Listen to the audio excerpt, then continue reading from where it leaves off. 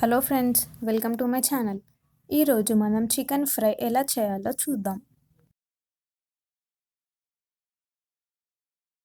Chicken fry start చేసే ముందు దీనికి చికెన్ మసాలా ప్రిపేర్ చేసుకుందాం. ఒక ప్యాన్ తీసుకొని అందులో 5 లవంగాలు, 2 ఇలాచీ, కొద్దిగా దాల్చిన చెక్క, కొద్దిగా షాజీరా, కొన్ని ధనియాలు, 7 నుంచి 8 ఎండుమిరపకాయలు, ఒక అనాస పువ్వు వేసుకొని డ్రై రోస్ట్ చేసుకోవాలి.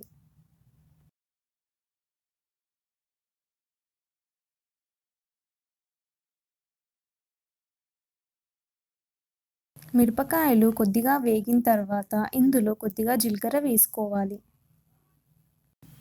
అన్నీ వేగిన తర్వాత దీనిని చల్లారనివ్వాలి.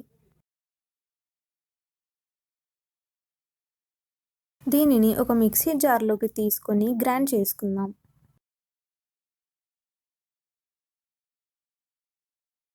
ఈ విధంగా పౌడర్లా చేసుకోవాలి. ఇప్పుడు స్టవ్ పై ఒక గిన్నె పెట్టుకొని అందులో కొద్దిగా ఆయిల్ వేసి, ఆయిల్ వేడైన తర్వాత ఉల్లిపాయలు,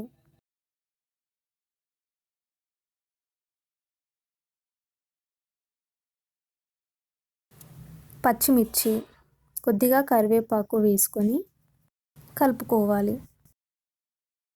ఉల్లిపాయలు వేగిన తర్వాత ఇందులో కొద్దిగా అల్లం వెల్లుల్లి పేస్ట్ వేసుకొని కలుపుకోవాలి.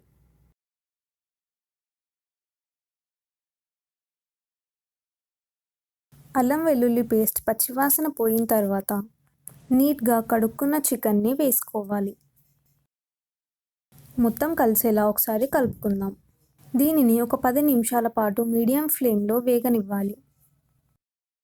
మధ్య మధ్యలో అడుగు పట్టకుండా కలుపుతూ ఉండాలి.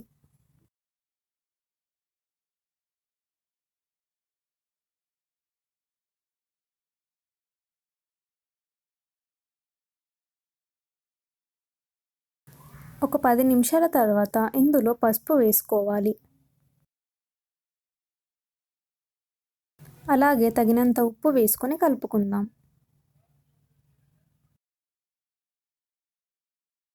దీనిని మరో 10 నిమిషాల పాటు వేగనిద్దాం.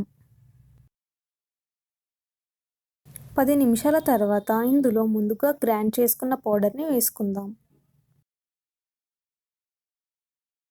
మొత్తం కలిసేలా ఒకసారి కలుపుకొని ఒక 5 నిమిషాల పాటు వేగనిద్దాం. ఒక 5 నిమిషాల తర్వాత ఇందులో కొత్తిమీర వేసుకొని కలుపుకుందాం. ఒక 5 నిమిషాల తర్వాత స్టవ్ కట్టేద్దాం.